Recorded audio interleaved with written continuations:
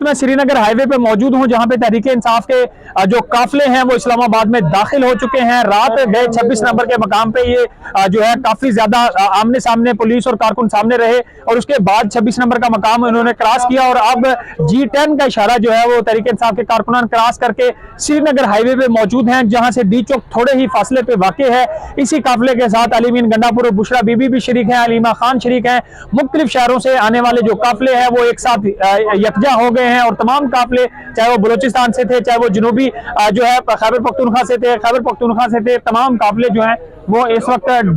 D चौक की तरफ बढ़ रहे हैं। और ये मनाजर भी हम आपको दिखा रहे हैं कि जहाँ पे कारकुन पैदल जो है वो पेशकदमी कर रहे हैं डी चौक की तरफ। और रात गए तक काफी ज्यादा पुलिस की तरफ से शेलिंग की गई, रेंजर का सामना इन कारकुनान को करना पड़ा और जिसमें दोनों तरफ से जाहिर है कि जो है कारकुनान के जख्मी होने की इतलात है। वहीं पे ये कहा गया कि रेंजर के एहलकार की भी शहादत हुई और रात गए ये जो है काफी ज्यादा शेलिंग का सिलसिला जारी रहा, पुलिस को मजामत का सामना रहा, लेकिन कारकुन जो है वो अपनी पेशकदमी जारी रखे हुए हैं। खैबर पख्तूनख्वा और बाकी तमाम शहरों से आने वाले ये काफिले इस वक्त इस्लामाबाद में पड़ाव डाल चुके हैं। हजारों की तादाद में ये लोग हैं, मुख्तलिफ अराकीन असम्बली इनकी क़यादत कर रहे हैं और हमने देखा है कि सुबह से ही ये मुख्तलिफ अतराफ से अपना जो खाना पीना अपनी जरूरियात है वो पूरी कर रहे हैं। और इस सारे काफिले में खवातीन भी हैं,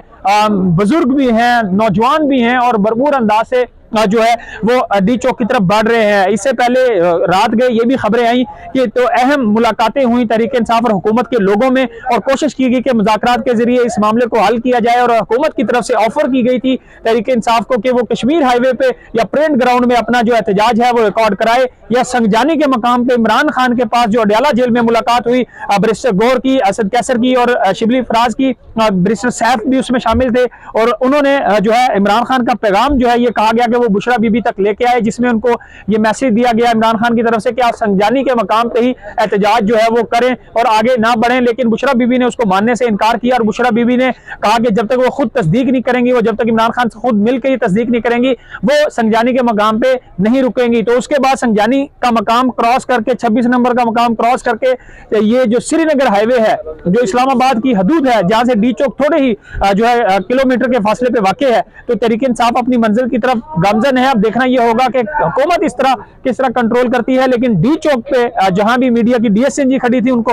सुबह सुबह हटा दिया गया था, डी चौक को सील कर दिया गया था, वहां पे रेंजर तैनात कर दी गई है, पाक फौज बुला ली गई है क्योंकि इस वक्त बेलारूस का वफ्द जो है वो पाकिस्तान में मौजूद है और हुकूमत शायद ये कोशिश कर रही है कि ये कारकुनान अब इनको रोका नहीं जा सकता, ये डी चौक तो पहुंचेंगे लेकिन डी चौक से रेड जोन की जो लिमिट है वो क्रॉस ना हो, तो इसलिए डी चौक की जो सिक्योरिटी है उसको बढ़ा दिया गया है। दूसरी तरफ जो काफिले हैं वो आहिस्ता आहिस्ता पेशकदमी कर रहे हैं डी चौक की तरफ और आज ये जो कारकुन है वो डी चौक पहुंच जाएंगे।